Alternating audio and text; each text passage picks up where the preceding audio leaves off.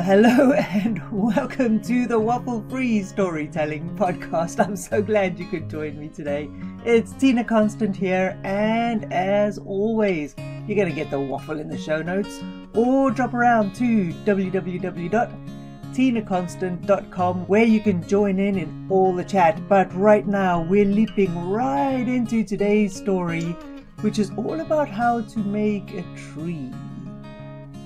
Now, Siri woke up on another gorgeous sunny day.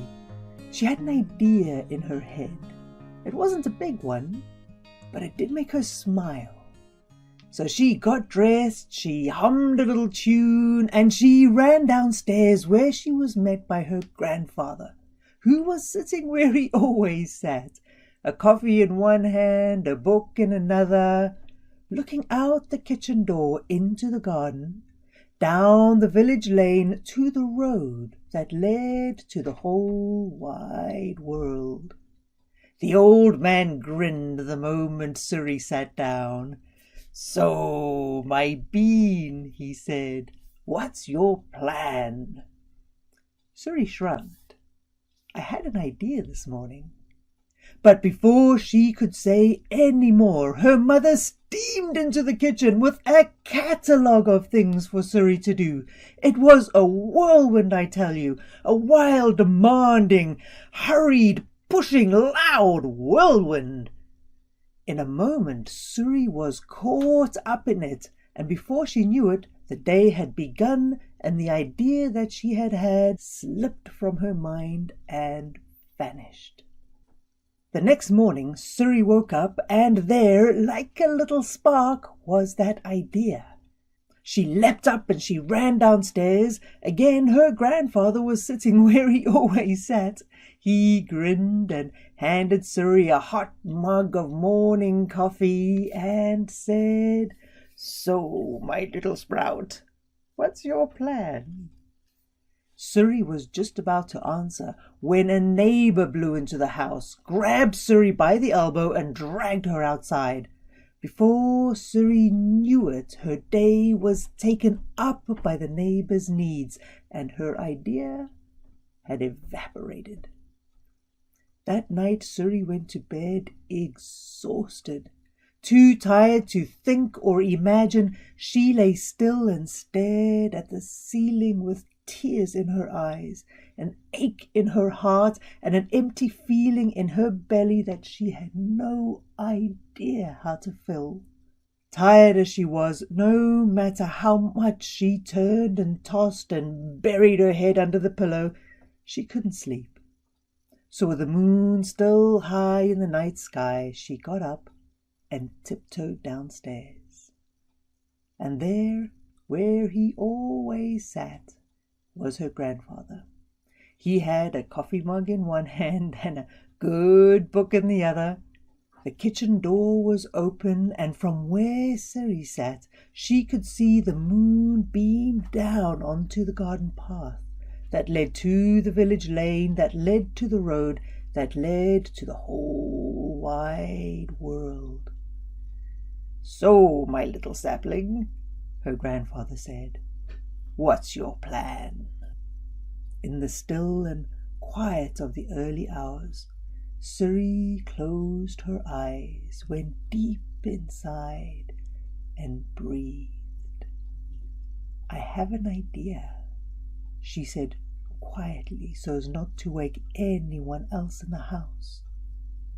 "I want to be a storyteller. I want to explore the land and find tales in it. I want to use the stories to make sense of how things work in the world. I want to write them and speak them and share them, and I want to make them real." "Okay," her grandfather said, handing Siri a stack of fresh, clean paper and a pen. "That's a good idea. So what's your plan?" For the next year, Siri got into the discipline of waking up in the early hours before dawn and meeting her grandfather at the kitchen table where they talked and read and thought and planned. And as the year progressed, Suri began to notice that the clearer her plan got, the more meaning she found in the world. Instead of being swept and driven, hurried and pushed by everyone else, every day she took each task as a chance to watch and learn. Instead of feeling frustrated and angry, put upon and bored, she listened. And it wasn't long before she began to see the stories. She watched how a lonely man's life was changed by a dog, and that was a story. She watched how a girl was driven to greatness by a pair of red boots, and that was a story. She noticed how an evil man met karma. That was another story. Day after day, week after week, Suri lived in the world and honed her craft. Every morning she sat with her grandfather and worked her plan. And when it was time to let an idea stew or settle until it was ripe to pick, they both looked out the kitchen door, down the garden path, beyond the gate, down the village lane to the road that led to the whole wide world. It was on one such morning when Suri's mother came downstairs. But instead of a whirlwind of demands, she paused. Then she stopped, and she looked at her child. "Well, my little tree," she said, "it looks like you've got a plan." Standing tall and standing strong, Suri hugged her grandfather and said goodbye to her family. Then she walked down the garden path. She opened the gate, strode down the village lane and onto the road that led to the whole wide world. Her grandfather sipped his coffee and watched her go. "She'll be back," Suri's mother said. "Of course she will," the old man said. "Her roots are here." And that's it from the Waffle-Free Storytelling podcast today. Kind of a gentle tale for you. So I know things are still weird and wacky in the world, and we're going to get through this, no doubt. So look after yourselves. Go find the waffle down in the show notes, and for sure drop down to www.tinaconstant.com for all the chat. Now next week is a guest week, and we're going to be speaking to David Muller, who is a Herman Charles Bosman storyteller.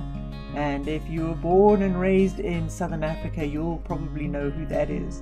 So if you don't, join me next week to find out all about it. Alright, have a spectacular day, and I will see you next time. Bye-bye.